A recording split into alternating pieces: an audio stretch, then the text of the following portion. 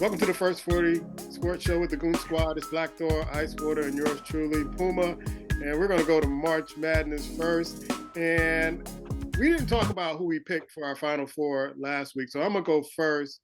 Then we're going to go with Ice, and then we're going to go with Black. I picked two of my teams that are in the Final Four already out after the first weekend. I picked Arizona against Marquette and Texas against UCLA. UCLA and Texas are still in it. My national champion is Texas, and I was really surprised that another panel member here picked the same team. I don't know what he heard. I don't know what he researched, but we wound up picking the same team. I ain't going to say who it is. But, Ice, who is your Final Four, and are they still in contention? All I'm going to say, it wasn't me. I thought certain people had been having discussions. I was like, oh, for real? When I opened it up, I was like, oh, they've been talking. I know they relatives. I said they must be. They got on the relative hotline. I ain't say a word. I was like, ooh, okay, great minds think alike. Oh. Anyway, so my Final Four was, and I didn't make all Final Four. I had Purdue in the East, and that really was, anyway, that's another story. But I still had three left. So I have Houston coming out to wherever they're coming out of. I have Houston. I'm choosing UCLA to go to the Final Four. And lastly, but not least, my national champion, the brothers down in the South in Alabama. So that's my Final Four. Alabama was Purdue, Houston, and UCLA. All right, before I go to Blacks, I'm going to go to Pop. He has one more team in the Final Four. He picked Alabama, Purdue, Iowa, and Kansas. And so I was kind of shocked with Iowa, but he picked that. Everybody was shocked with Purdue, but his national champion is Alabama. He's picking Alabama. So you two picked Alabama. And looky here who picked Texas along with me. Black? You know, if you don't mind, you know, let's tell the fans or show the fans, at least acknowledge to the fans who is in the lead right now. Okay. You don't mind, just give them rundown. You're in the lead by 4 points. You got 40 points, and me, Ice, and Pop are in a tie for 36 points. So, and a tie for second.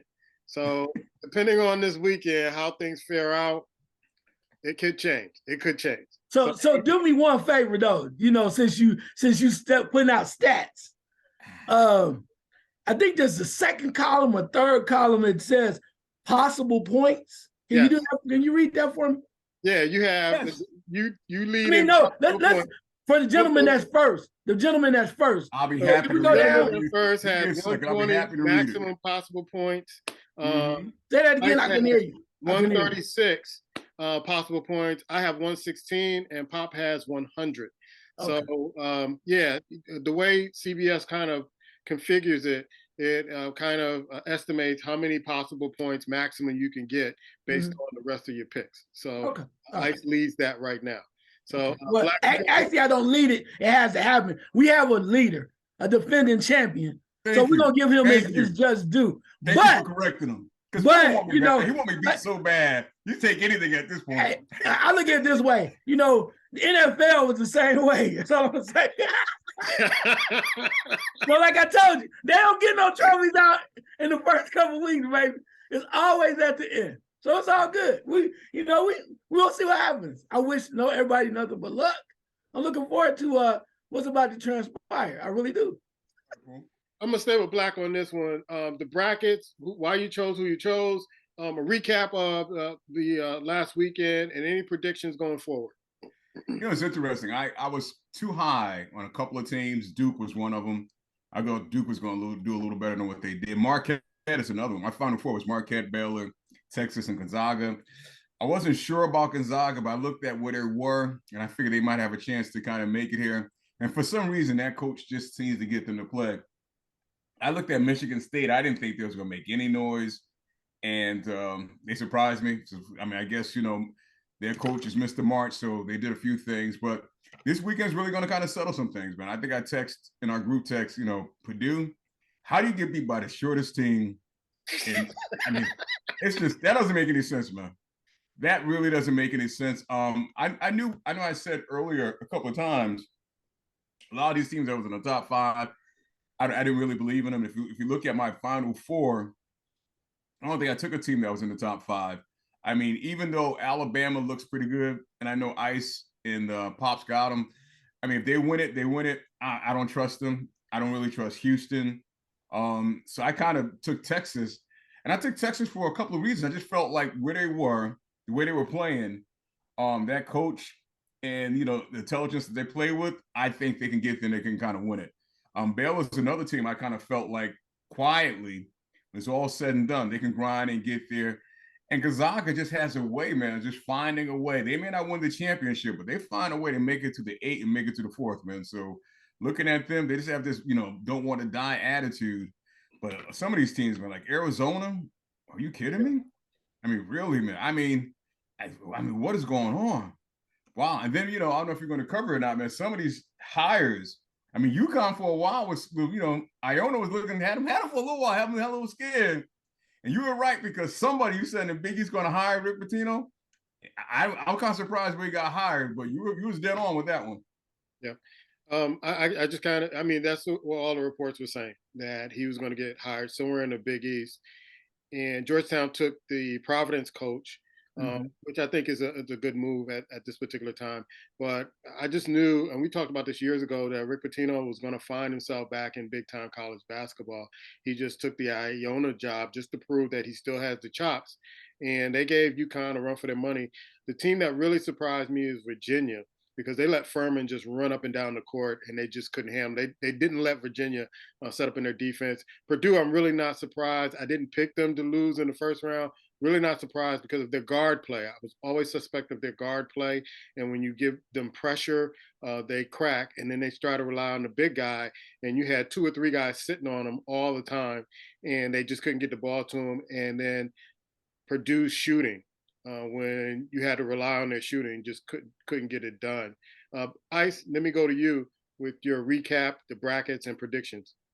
Yeah, I'm gonna stick with Purdue. The one reason why I chose them in the Final Four is because I watched them all year long, and I know when the big fella plays, the one thing that did scare me, and it ended up being their Achilles heel, is the factor of the guard play. They have young guards, but when they shoot and they play well, they can play with anybody in the country. But they didn't step up, and I'm like, okay, well, as long as I don't lose the others, I had to, I took a shot because I didn't really know who else was coming out of there. And they let me down. I just thought the big fella would take them a lot longer. So I was like, hey, what you going to do? I looked at Kansas, and I said the rest of the 4. Houston, I looked at Alabama and Houston. I know I said before, I don't know how far they're going to go. Then I started looking at the bracket, and I was like, especially with Houston, I was like, they are nothing else. They are animals. They are monsters. They play real crazy, and you got to be able to handle that pressure. And then I started to look at the bracket where they were at. I was like, I really don't see anybody up there that can roll with them. I mean, as you get closer, I think if they do play Texas, I think it's going to be a hell of a game because they know each other, and it's that Texas, that rivalry thing. So that's going to be close. But before that, I'm like, the other teams that Houston would have to face, I said to myself, I'm not sure if they got enough dog in them to handle that. Because we know that Houston can lose. I think Alabama and Houston almost kind of mirror each other the way that they play. They could miss 17 free throws and be down by 10, and they're going to come back because they just so aggressive with defense and everything, and they play real hard. So when I looked at Houston like that, I was like, can anybody had a medal to step up with them? And I didn't see that, so that's why I chose them there. UCLA, I told you, I'm not the biggest Mick Cronin fan in the world. I'll be the first one to say that. But those guards are amazing, and they get those other guys to play, and that's why I chose them. I like Gonzaga. I watched Gonzaga, but I know Timmy trying to save the world. I done watched him, 4 years, 5 years in a row, whatever it is. He can't save the world. And if they do not come to play, if they play UCLA coming up, they don't come to play, they're going home. I mean, we'll see. Maybe I'm lost on that, but those guards are going to come to play, and we'll see what happens. I think there's going to be a hell of a pick, but I just felt more confident about UCLA. The other one would be Alabama. I looked at it, and I tried to pick some other people over there, and I was like, you know what? I'm just go with Alabama, even though I don't think they would win it all. But when the bracket changed, when Baylor lost, I was like, man, like Houston, there's nobody else with enough dog over there. They dogs, man. And with Miller and all that, the gun and all that other stuff, they remind me of the UNLV back in the day. You know what I'm saying? Everybody was talking about how many thugs they were and all this stuff with Larry Johnson. These dudes are even worse. And I think with that being said, they come crazy, and it's gonna take a real team to have a hell of a shooting night, or you're gonna have to have some dog in you to get it done, because they're that tough and physical. So that's why I chose them. And then just overall, I was like, when things start falling out, I was like, I don't know if anybody can do anything. I was surprised real quick. What Arkansas is playing real well. I watched them before. I think they are hella talent. They got 4 freshmen. They got like 6'7", they got 6'7", 6'8" freshmen, you know, as far as height and size, and they're very talented. They're starting to play real well, which is why they were able to beat Kansas. And no matter what they say, I think Bill Self not being there played a major part. And no disrespect to the coach that was there, that was doing his best, but they're just kind of different where Bill Self is under, you know, making it happen. Tennessee starting to play some ball. Pum, you called them out earlier, and they're playing some ball. They showed me what they're really capable of when they beat Duke, and I think they're going to be very close. They're in a very good position in that area there too. I'm surprised by Kansas State and Michigan State. I didn't see that coming, but they're both playing real good basketball. It's going to be a good game coming up. Marquette, the way they lost early, I think, and I love Shaka, but I think his players peaked when they beat Xavier, the way they beat Xavier. That was a perfect game for them. And unfortunately, they ran against a team that just had a little bit more talent, a little bit more size, a little bit more talent, and they couldn't get over the hump. And the other 2 things I'll say real quick is definitely surprised by Creighton and Princeton. Surprised by how that comes out. It's going to be crazy. But the 2 games I definitely want to see, I want to see Gonzaga, UCLA, and I want to see Xavier in Texas. I think there's going to be 2 dynamite games. Yeah, I'm going to pick it up with Texas. The reason why I picked Texas as my overall winner is because I noticed throughout the year, this coach makes in-game decisions and adjustments, and teams just aren't ready for it. They're looking for the old Texas team, and these guys are going out there playing some great defense, and they're going out there and scoring, and they're not afraid of anybody. And I just saw the coaching and the in-game adjustments, especially when they were playing Kansas and beating Kansas the way they beat Kansas. That convinced me that they are the team to beat coming out of that bracket. The hardest game I had to choose was Indiana versus Miami. And it came down because I like both of these teams. And it came down to Miami's speed. That I thought they were much faster than Indiana. And I thought Indiana should have let their guard go a little bit earlier because he was shooting threes trying to get them back in the game. But they wouldn't take the harness off him and let him kind of roll the way he wanted to roll. Shame on you for picking Duke, because I knew Duke was just going to be one and done. I thought they would probably lose against Oral Roberts, but they didn't. But Jay Billis and all you knuckleheads at ESPN picking Duke in the Final Four, what are you smoking? I want some of it. Not to pick games, but, you know, you must have been really, really, really gone to pick Duke. Duke is good, but they just got muscled by Tennessee. I mean, manhandled and muscled by Tennessee. The reason why I didn't pick Houston and Alabama is because their star players are hurt. Sasser, groin pull, and you have Miller over there with the groin pull. And as the games get tougher, will these guys go out there and try to do too much and have another, you know, strain of those groins? And so, even though I love both teams, especially Houston, I wanted to pick Houston. I just couldn't, because when you had Sasser being hurt, it's just, okay, this is going to get tougher and tougher as they go along. And you know, when you're missing some firepower like that, I don't think you're going to go far in the tournament. Even though, and the foul shooting with Houston, it's like that irks me. That irks me when they give them to you free and you can't make them. That bothers me a lot. Any other thoughts, Black? No, you guys summed it up quite well, man. When it starts, I believe it starts tomorrow, man. It should be real interesting to play at this point. and the play has been good. It's going to heighten. I wanted to say this about Marquette and the head coach Shaka. It just seems to me he does well with his teams, and I'm not trying to knock him, but and this is why I might have got a little carried away. When it comes to tournament play, you just spoke about adjustments. His teams never make adjustments, man. And they was out there that game just going crazy. It was basically everything became one-on-one, and they're not a one-on-one team. They don't have those type of players. But it seemed like at that point when they got down, it was like, okay, whatever we game plan, let's throw it out the window. You guys just go win. And for me, I want to see more of a coaching from him when those times present themselves. He gets them over the hump. And I think if that would have happened, I think it would still been at Texas.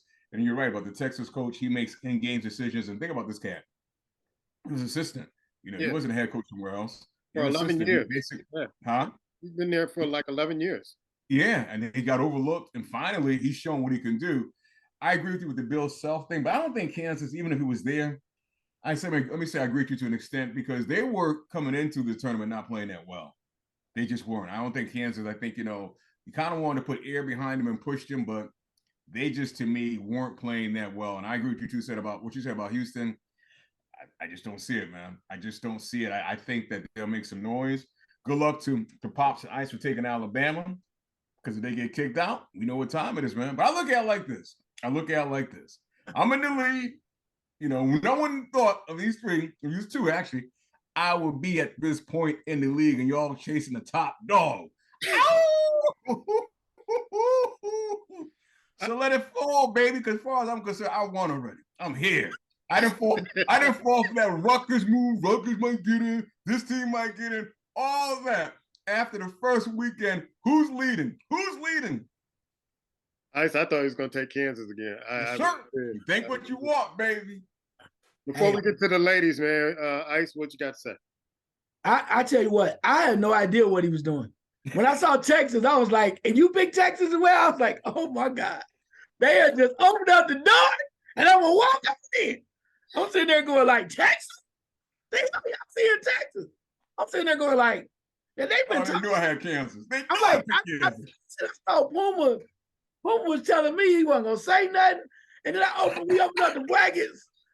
And they both got the same team. I was like, I didn't talk to him about that. I was sitting there going like, no. I mean, I like Texas, but I mean, I understand what you're saying about Alabama and Houston, and I was right there with you on as far as the foul shooting. I understand that too, but you got to realize we started with 68. We down to 16 now, baby. Yeah. They made the 16. And with them, anything is possible. I just think some of these teams are lighting ass. I'm just keeping the 100 with you. It's like playing it's like playing old Georgetown with Michael Graham and Patrick Ewing. You're like, well, this team is a little bit more talented. They play more better disciplined basketball. They move the ball around.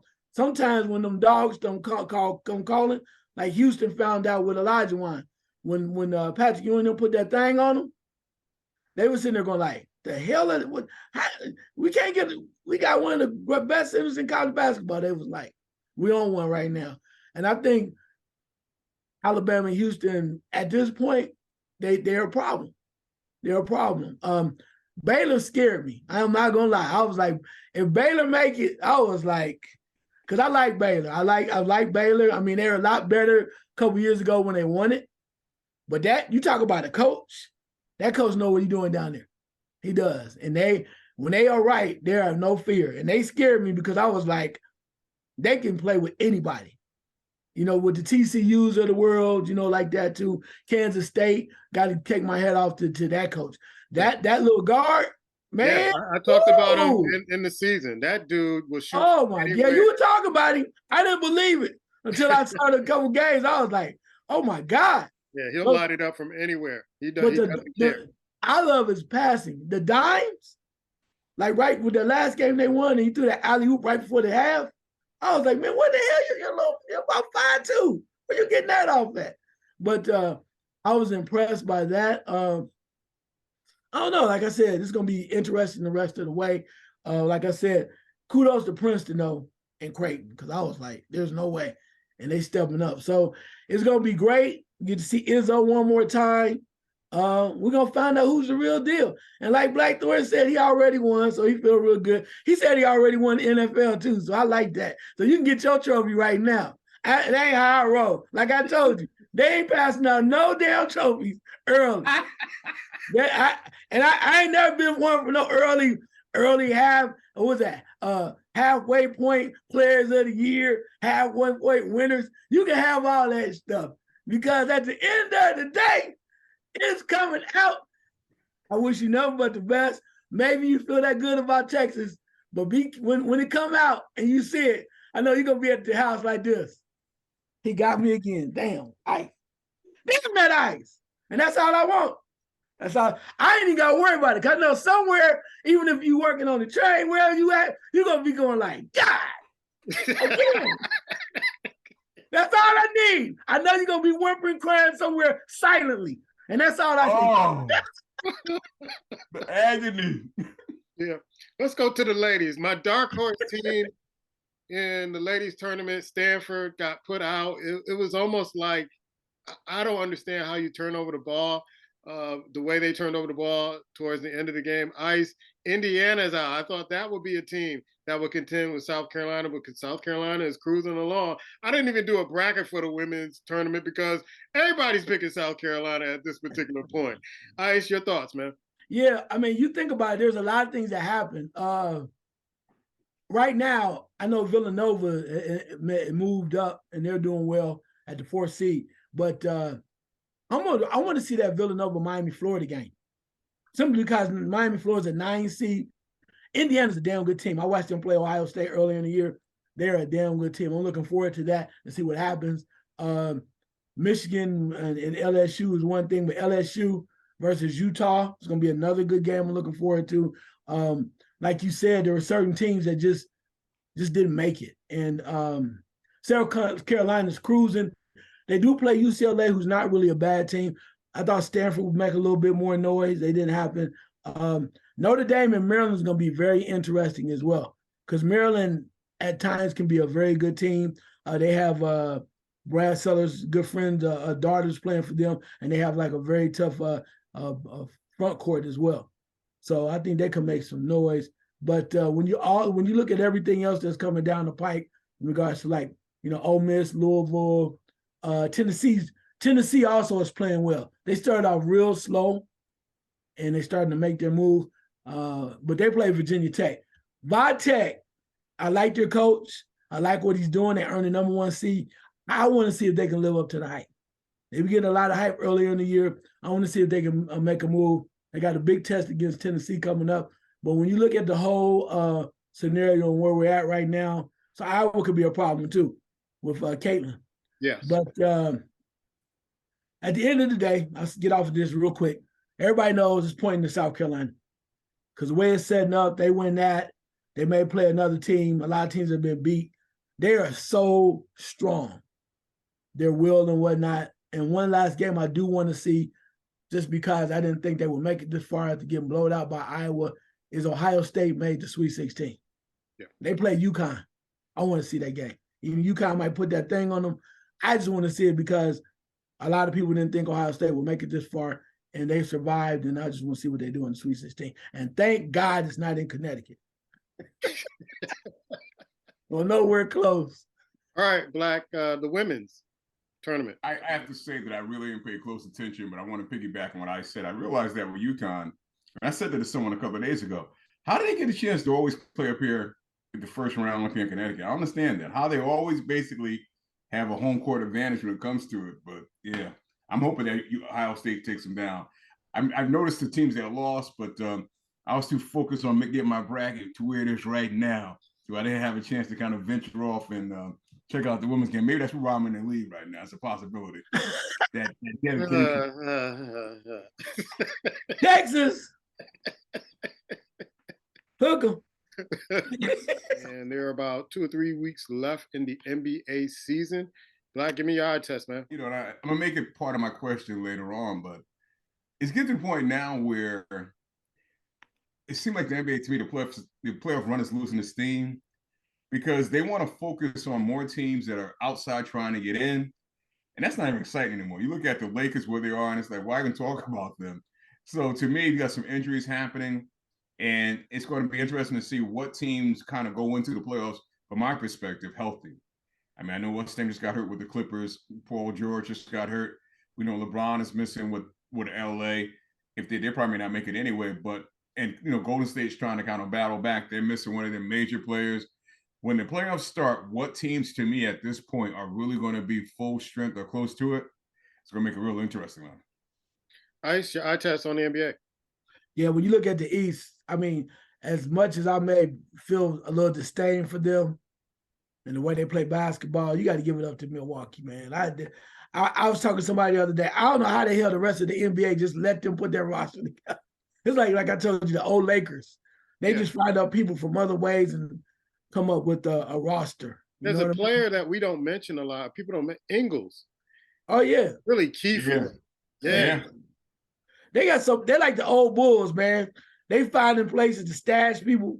You're like, where he come from? He ain't played all year. It's like that when the Bulls picked up Bill Cartwright.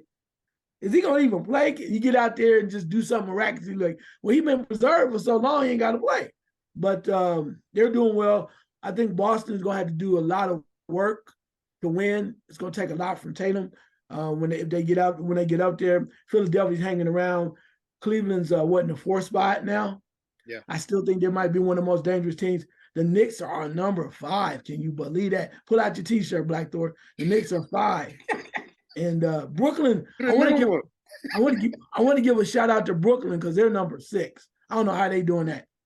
Jock Vaughn deserves a lot of credit for what's going on, and I love that too. While things are changing in the West, Denver's number 1. Jock's coming back. Memphis is 2. Sac is 3. Phoenix is 4. I don't know how they doing that either with smoke and mirrors. Golden State 6. But the team I want to give much love to is, and I like them, and I think they're going to be better the more, as long as they don't get crazy and do nothing stupid in the offseason. OKC is number 7 right now. That damn Gilgeous-Alexander, man, Gilgeous Alexander, he is a baller. I love young teams that play very well, play very smart. They got Gadney as well, the guard.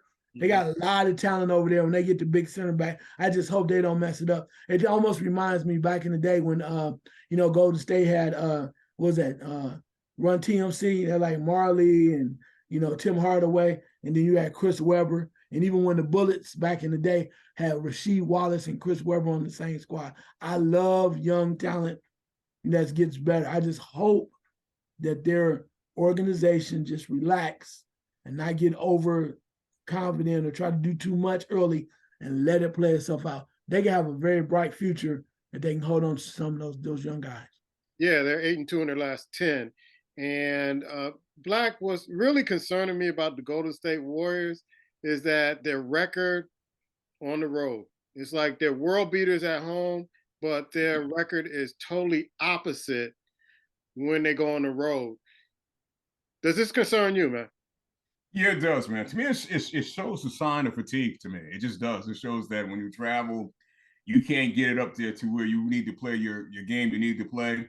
Now, I do expect them to maybe do a little better in the playoffs, but I think, we're starting to see the treads wear down with their top 3 and their team in general, to where when they go on the road, they just don't kind of take it serious. They just go out there, they kind of go through the motions, and when it gets tough, they don't dig down. It's going to be interesting to see if they can turn up a little bit in the playoffs. But yeah, that is very concerning, man, because they're going to be going based on where they are.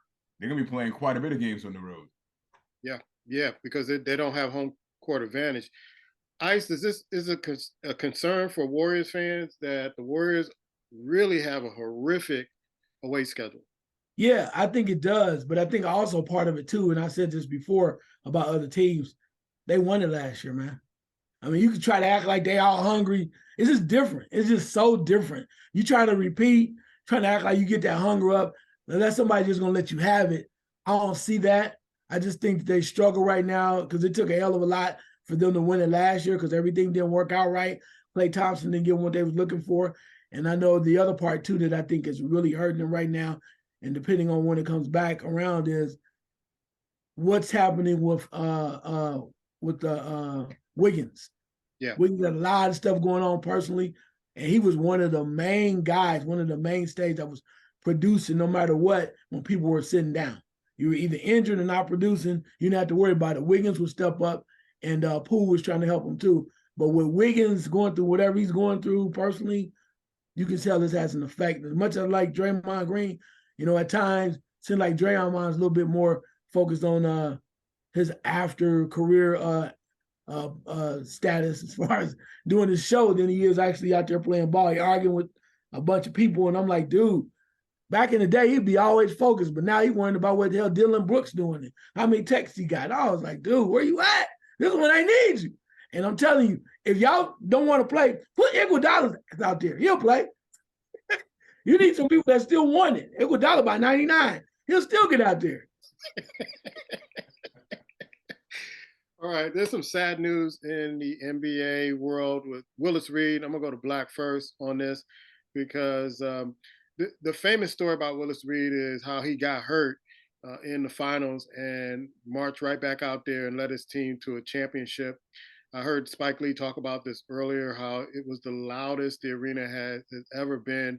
And we talked a little bit offline about this, where players who kind of get hurt when their team needs them the most, they don't realize that when a guy puts his body on the line and says, hey, I'm not 100%, but I'm going to give you what I got to get this championship, it inspires the rest of the team. And that was inspirational. Every time I see that highlight of Willis Reed, it just inspires you. Like, I can't complain about anything. I need to get up and do what I need to do to make things happen. Black? Yeah, to see him walk out from the locker room, man, he kind of walked out.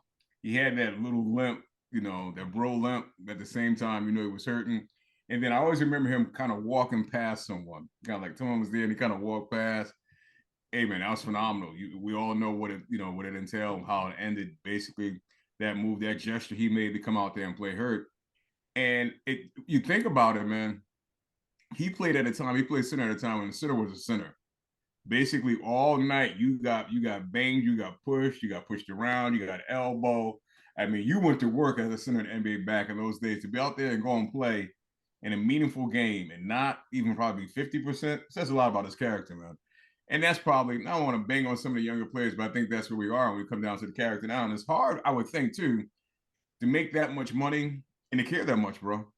Because they give you that much money and, you stink, realistically, I can't be mad at him. But I was listening to, real quick, I was listening to Dominic Wilkins talk.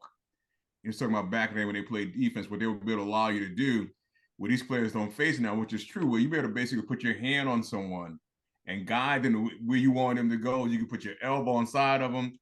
And it wasn't until they took that away, well, you saw the scoring, or these players scoring a lot.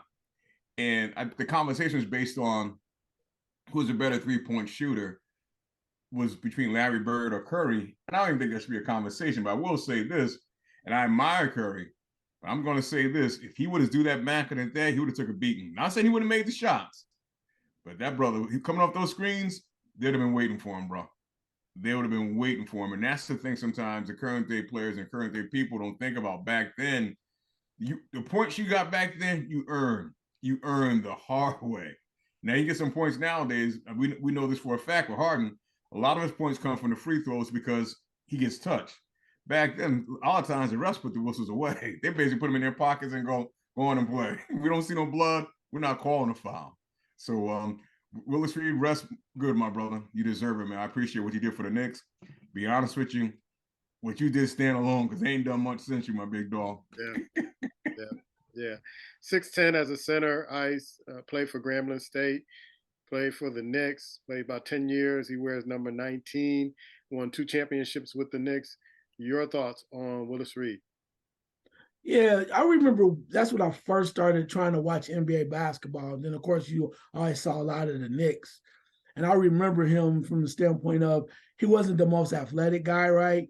He had that shot where he kind of put it over his head, and get people away from him. But he was always banging, always hustling, always very physical. And he was a hell of a passer, too.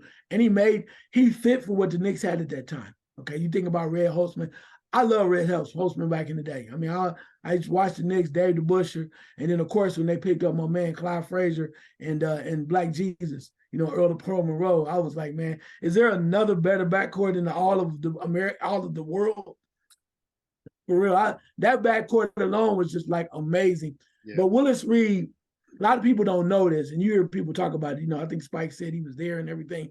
But when he came out that locker room, he set the tone, but he didn't play a lot of minutes.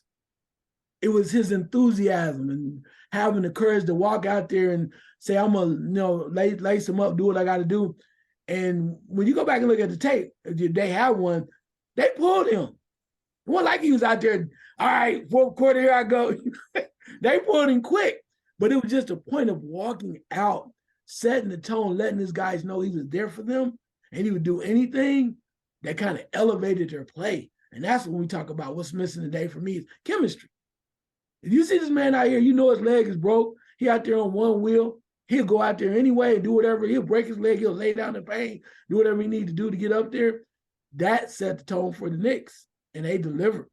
That is missing because nobody cares that much. Everybody worried about they Snapchat, or they worried about the next NIL deal or how much money they made or whatever. They're all about their deals instead of one out just coming out and playing some damn basketball. And they're everybody's friends too. Back then, wasn't no friends. You know, people getting punched in the chest, people getting knocked out. Rudy Tomjanovich, Kermit Washington. I mean, all of that. I mean, that was serious, bro. They was knocking brothers out. Go. Now it's like, I'm upset you wouldn't trade jerseys with me. We don't trade no jerseys back in the day. Buy one, Musk. Got you? Rest in peace, Willis Reed. Hell of a player, man's man, great enforcer in the middle, a la Bob Lanier, a la Wes Unseld, right? Sure. Mahone, you know, the big Dan Rulin, right? Even Jack Sigma. Y'all know nothing about that. Y'all don't know no damn basketball. Look, Lonnie Shelton. Big Webster out there in Seattle. Y'all don't know about no damn basketball, man. Paul McKeskey. Y'all ready to come on with this? We doing it tonight. You want to come see me about this old school NBA basketball? I'm that dude, for real. Yeah, and do your homework. Do your homework with Willis Reed. Look at his stats, and you tell me. I hate the conversations of who's the GOAT and all that other stuff. Stop with all that. Just appreciate some of these great players and watch videotapes and learn the game of basketball and the passion of basketball. Rest well. Rest well. Ice, you and I were talking about Ohtani or texting about Ohtani last night. Japan wins the WBC. I think this should be the World Series instead of what the Major League Baseball is doing, because you can't call that the World Series, take a team over wherever and get handed like you did with Ohtani last night with Japan. So you can't call yourself world champions. I don't care who wins over here in Major League Baseball. You cannot call yourself world champions. And I was watching a video of Ohtani, and they asked him, who would you want to face again in the U.S. team? And he said, Trout. I want to face Trout. He's my teammate, but I want to face him, and I want to pitch to him. And that was the last out to give them the championship. What impact does this have on Major League Baseball? Well, it's huge, okay? Because you think about, right, Japan, right? Japan wins it all, and it's like, America's where baseball was founded, right? How many times have we beat our chest saying, this is our sport? It was baseball, apple pie, even before they let African Americans play. This country's always been proud of its baseball, and the fact that we were the first ones and other people tried to find out about it from down below the south of the equator, right? All the way up north and all other ways. And for Japan to win the way that they did says a lot. Like, they're catching up in a lot of ways. And we're talking about basically all-star teams. When you have Ken Griffey Jr. as the hitting instructor, bro, that's a lot of talent on there. But again, like I told you, probably one of my favorite players, if not my favorite player, that boy Ohtani is nasty. He is nasty. He can hit home runs, doubles, and as a pitcher, he's masterful. You bring him in the ninth inning, everything's on the line. You got some of the best young hitters in baseball on that American team. They bring him in, and at the end, how apropos was that? He get to face his teammate of 5 years? one of the baddest hitters and the best hitters in baseball, and we get to a 3-2 count, right? 3-2. Now, this is what baseball is supposed to be like, exciting. And he mows him down. And they lose their mind. That's baseball, my friends. You want to see something? Go back and watch the highlight when he was sitting in there and Ohtani was like, got you covered, bro. Night-night. Man, that was amazing, bro. That was so exciting. I mean, just the whole room, like you said, all these superstars. And, there were some very good teams out there that put it all together. And there was a passion, and particularly with America being the defending champions. And we probably took it for granted we were going to win. But Japan was like, nah, bro. Otani's like, nah, bro. And he said to him, this was the greatest moment in his baseball career. That says a lot. He's done a lot to even come over here and dominate that way. He's done a lot. And for him to say that tells you how much that moment meant to him and then his country. I think this, the talking heads on TV today was like, oh, we should do it at another time of the year and all. They're trying to justify why the U.S. didn't win.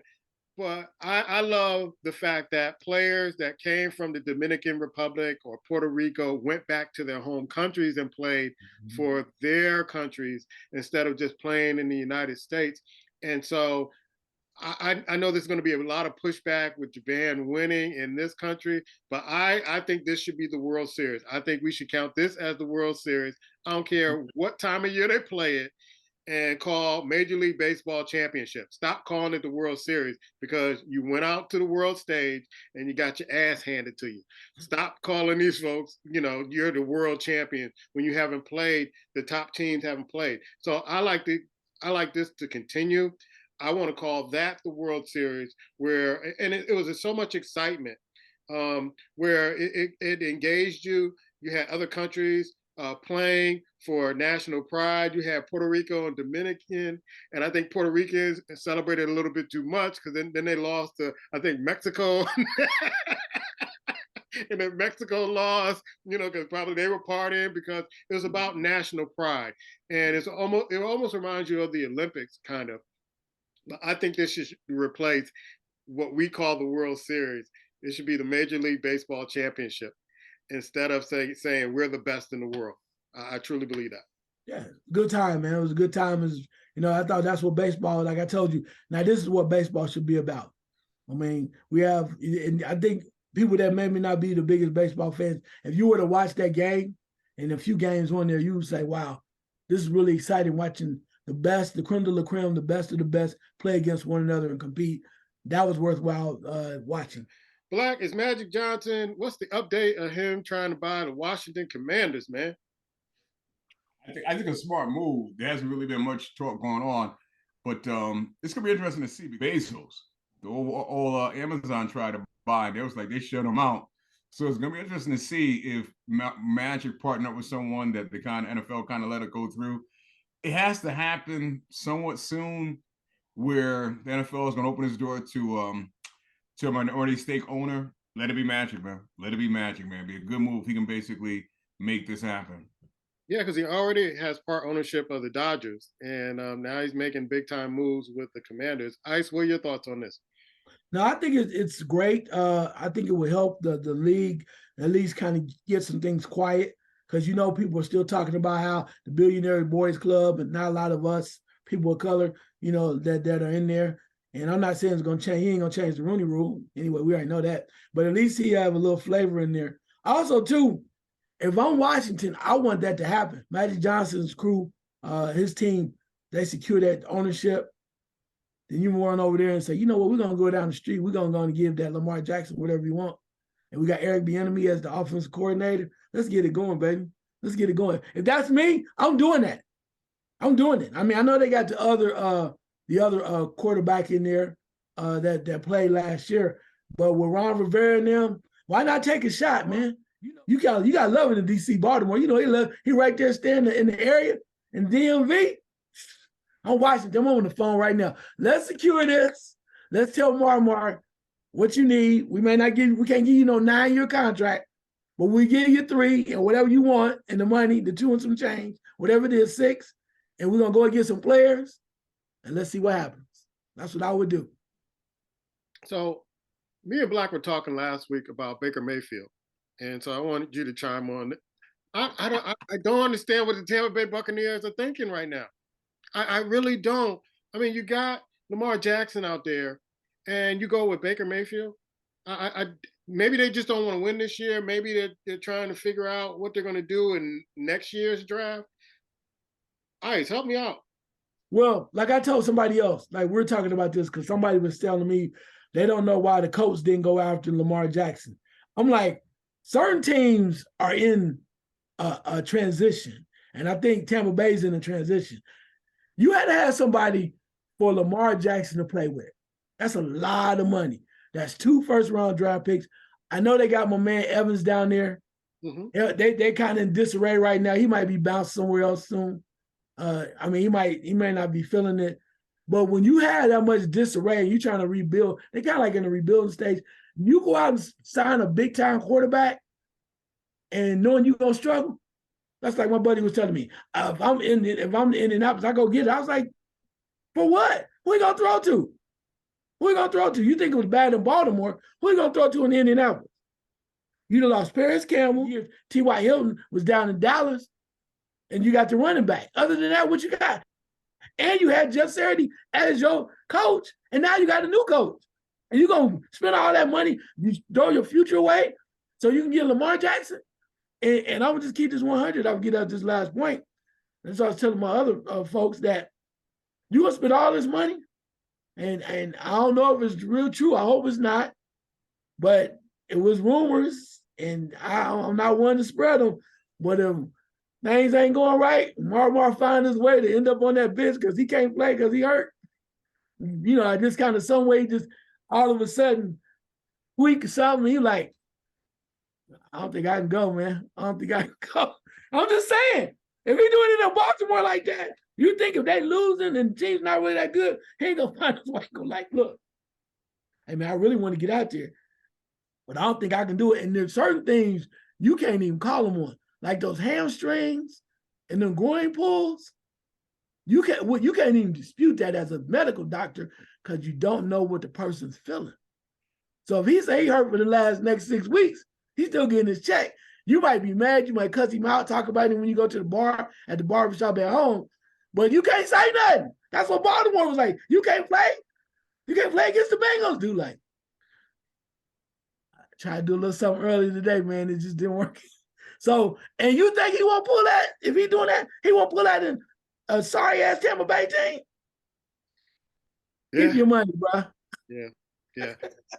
Black, you called it last week. I was shocked. And then I wasn't surprised we didn't get a chance to talk about the Zeke Elliott being released by Dallas. We kind of saw that coming. But your thoughts, man, on some of the transitions happening in the NFL? Yeah, I don't think that I think there's a couple of things going on with Lamar Jackson. And it's probably, I'm going to try to keep it from being personal, but there might be a tinge of it. I think the NFL owners basically have colluded together to say, we're not doing a guaranteed contract like that anymore, bro. Mm-hmm. Cleveland on his own, and these owners are not going to do that for anyone. Lamar, they're not going to guarantee a full contract anymore, bro. So with that being said, I think that's what he's up against realistically, where a lot of teams don't really want to kind of basically be the next team, because usually whatever a quarterback, receiver, when you get a contract, running back, you set the market.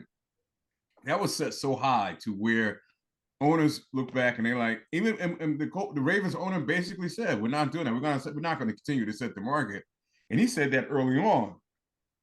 Now, with that being said, I think there have been a couple of teams that could have benefited from him, but they went in a totally different direction. I think Atlanta Falcons could have been the team, realistically, that could have brought him in, build around him, and I think it would have lit that team on fire and done some things. They kind of brought Taylor Meineke from the Commanders, who to me is not a bad quarterback. I'm surprised Washington decided to kind of let him go and play that quarterback that played one game. That's just that head coach to know what he's doing.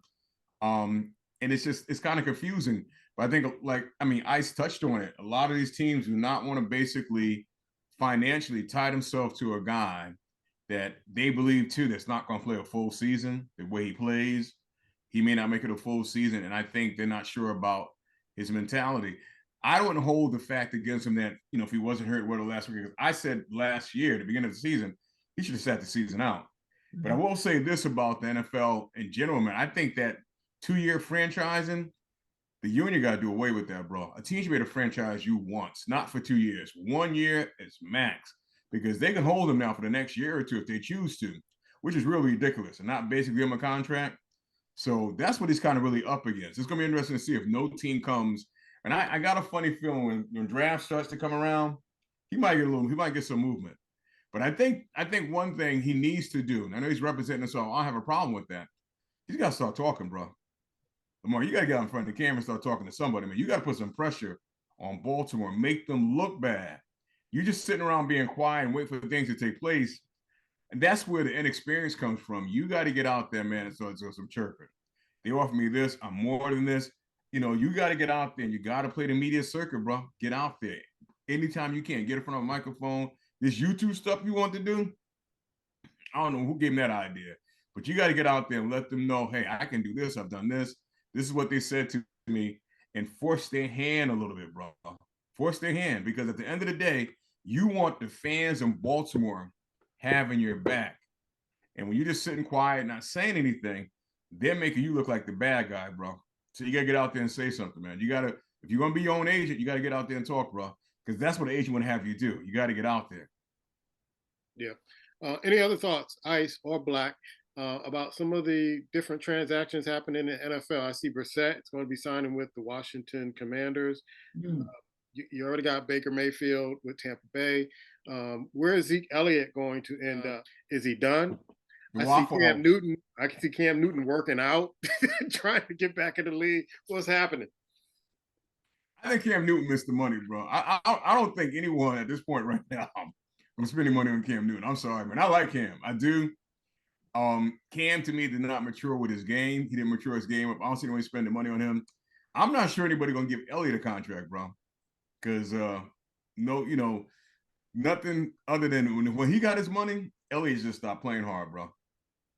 That if you put the tape on, Elliott was not trying to get it, bro. So who's going to put money behind him now when you can go get a young stud just like him for much less? And you basically let Tony Pollard take your job. They could tell you it's money, whatever the case may be. But bro, if you was balling like you should have been balling, like you was, you stopped doing this. You stopped doing that, bro. And if you were balling like you should have, ain't nowhere in the world, Tony Pollard would have been franchised or gone, man. But Zeke got his money, got his contract, and that was it, man. He got his contract. He got fat in the head, and I'm not sure another team's gonna pick him up, bro. I'm not sure. I don't see it. Cam, good luck, man. You may try going. You may want to go into wrestling at this point. Ice, Zeke, what's going on with him? Yeah, I mean, you after the injuries and whatnot, you could see that Dallas had to make a move. You had to franchise Pollard, right? And then the only way they could bring Zeke back unless they wanted to come back for less money. And I think he didn't really want to do that because he's been used to being a certain kind of way. If he does get picked up, I think he still might have a little bit left. He's not going to be no lead back. But how many times do we see other guys that are veterans start running the ball and they give you a little something here and there? We may not be talking about 1,000-yard year or nothing like that, but he can help somebody. I look at young teams, and I don't know if he wants to do that, though. Teams like Atlanta. Atlanta's trying to build for the future. They have they got a young quarterback down there, got a hell of a tight end in London, and he can help them that way if he wants to get some money. The other part, too, is if I'm the Jets, why the hell not? Why not? I mean, look, I got a young guy there that's trying to do some things. You get some seasoning. If you do get Aaron Rodgers, you talk about bringing some things where collectively guys that have won, and he buys in. Why not? I mean, like you said, he knows how to win, he knows how to run. If nothing else, to be in that locker room. If I'm the Jets, that's what I'm looking at right there, too. You got to start making good ideas and stuff like that, too. Another one might be, too, if I'm the Miami Dolphins. Why not, bro? Well, I'm serious. I mean, he may not be who he was, but he's a lot better than a lot of them damn running backs I watched last year. Yeah. And they got a lot of money. You're seeing guys moving around. If Kansas City can go out and get a guy like Pacheco, this is basically nobody knew who the hell he was coming out of Rutgers, and he could ball like that too. I think Zeke got a little bit left. Yeah, the Bears, I think, released Montgomery, so that may be an option for him to come in behind field. So I'm not saying I heard that, but I'm thinking about the Bears. Why would you release Montgomery if you don't have a backup plan to get a running back there who stomach hurts most of the time? It was time to go though. Let's be real. Montgomery's time. They about 5 years too damn late. Keep it 100. Yep. It's the old Waffle House. Questions from the squad. Black, what's your first question? I kind of alluded to this earlier, man. I mean, after it's been around for a couple of years, a few years, this basically teams trying to play into the 8th spot of the playoff.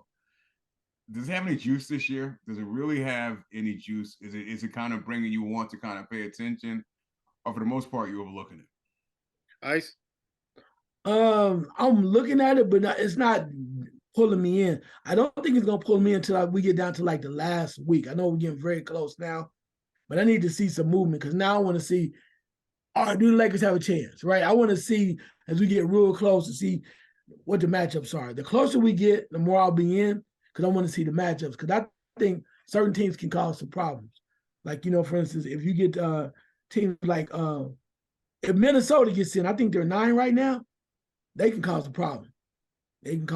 So I want to see that because I want to see there are only a few teams up top on the upper level in these divisions that are secure. Like, Milwaukee, whoever they play, they're not really worried about it. But some of these other teams, like Memphis, plays somebody, right?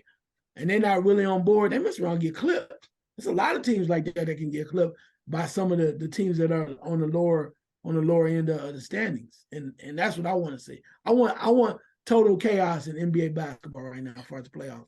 Total chaos, which means Milwaukee doesn't win it, somebody else wins. I think this system worked for the pandemic year, and the way I look at it now, it's just a money grab now. And so the number 8 team not going to win anything anyway. So why are we making so much noise in the play-in and all that stuff? Like I said, it worked for the pandemic year because they were trying to recoup some of the money they lost when they had to cancel some of the games. But right now, I don't even care who plays in the play-in. I'm not even interested in watching the game.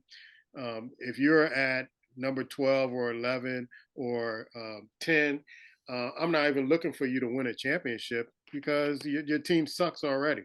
So to me, it's the NBA money grab. They're trying to get cities and teams interested and rooting for their teams after the season is over with.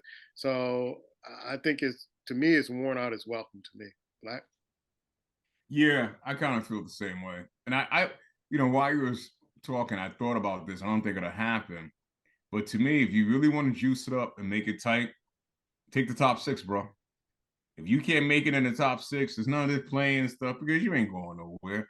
I mean, I know they kind of think it's like the wild card in the NFL, but they have a shorter season, so it's more juice to it in a sense.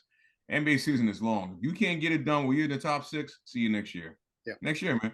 And that will make the season, it'll put more value on the season when you have these guys who they ain't sitting around taking low days off, all this other stuff.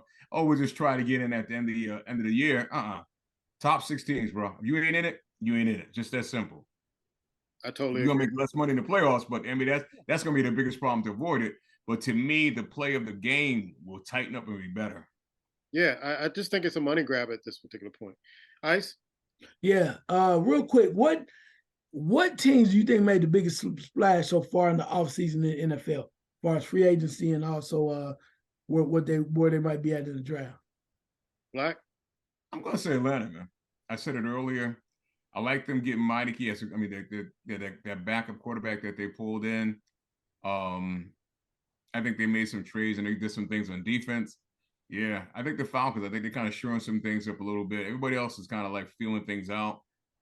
There's a word out there that the Rams wanted to get rid of their quarterback, Stratford. Nobody's taking Stratford off their hand. I will say this, though. I think the Eagles, their defense, man, is getting hit. The defense and offensive line, they're taking a hit, bro. I don't think it's going to damage them much, but yeah, they're not going to keep a lot of players. I know both of you are going to be surprised with this, but I think the GM for the Bears is doing a hell of a job.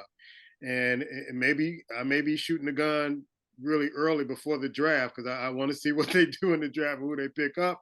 But I think they made some real power moves, which was interesting because the Indianapolis, the former Indianapolis coach, he goes to Carolina. And so Carolina is, prime and ready to get a good quarterback. I hope they get the Ohio State quarterback and taking it away from the Indianapolis Colts.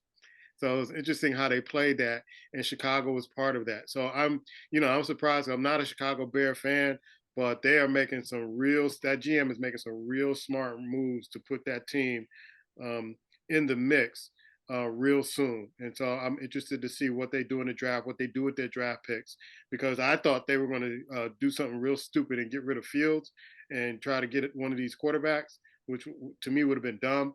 But that deal they made with Carolina and to drop down in the draft and to fill their needs, I think they're making some real good power moves. Ice?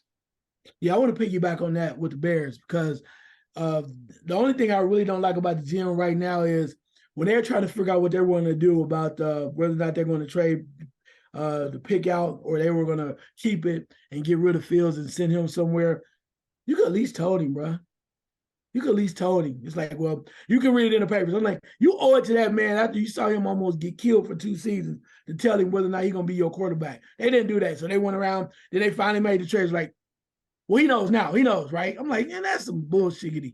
But on the other hand, them going out, and you said, and picking up some wide receivers and putting that core wide receivers. You've seen these guys spending time together in the offseason, talking to one another, making the trade for DJ Moore from Carolina, demanding that they had a number one receiver is key. I think that's major. I hope that works out for them. Now you're showing Fields that he's worthy. And believe you me, if you had that offensive line going up a little bit, he's not going to disappoint you, considering what he did last year. I mean, last 2 years, then they didn't kill him. So major there too. I was going to bounce around. Bingo's doing something, but I'm going to go with the Lions, man. Mm-hmm. The Lions know they need defensive help. They need a little offense too. Actually, a lot of offense. But the fact that you go out and sign, you signed a safety and an offensive, and a safety and a cornerback. You pick up C.J. Gardner-Johnson, right? And you pick up Cameron Sutton. Man, that you talk about lockdowns and making your secondary already good. And now it will not be a joke. You won't be laughing when I pick the Lions from now on because they're going to be legit. You tell Eddie Kelly, I said that too. They're going to now be legit. I might drive up the hell to Detroit to watch the game now. I don't know. They got a lot of convincing to me. They do, but they at least are moving in the right direction of trying to improve. Nothing happens overnight, but they're not the same old hapless Lions that they were before. They're making moves that make sense, and you got a coach that still want to pull your tongue out if you don't run hard. I love that. He throw you up against the wall if you don't run your wind sprints. That's the type of dude I'm looking for. And they appreciate it. I wish Barry Sanders had some traction left. This is the type of team you need to be on because they want to win. Yeah. As Richard Pryor would say, we will see. We will see. Before I spend some more money on choir rehearsal, we will see.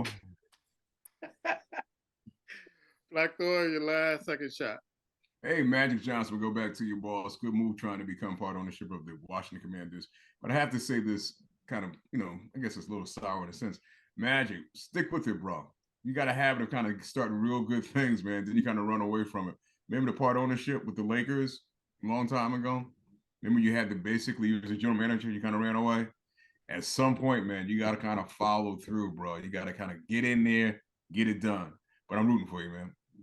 All right, Ice, last second shot. Yeah, I was away, man, and I couldn't get to a lot of TVs, but when I did, I was plugged in. I know we talk about football. We always into college football and pro football. But I'm going to tell you, March Madness, I missed you, baby. I missed you. I was plugged. Oh! It was so exciting on both ends watching these players go at it, the competition, last-second shots, upsets all the way around with Purdue and other things like that. It is one of the most electrifying events that happens in the United States of America. It gets all kind of people going crazy, even the three of us going nuts, or four of us, should I say, about trying to get our brackets right. It draws you in. It's like a beautiful girl that knows that she's never going to give you a date, but she gives you a little gives you a wink every once in a while. You're like, she winked at me. She says I'm cute. Rudolph on the red-nosed reindeer. Y'all know what I'm talking about. She says I'm cute. Anyway, but it's like she pulls you in, and every year you think, oh, she's gonna be all right this year. She comes around every year. She sachets and do her little thing and give you that wink, and you go, I can't stand that. Anyway, but I love her. So kudos to bringing back sports strong again and getting us something to really dive into before baseball season starts.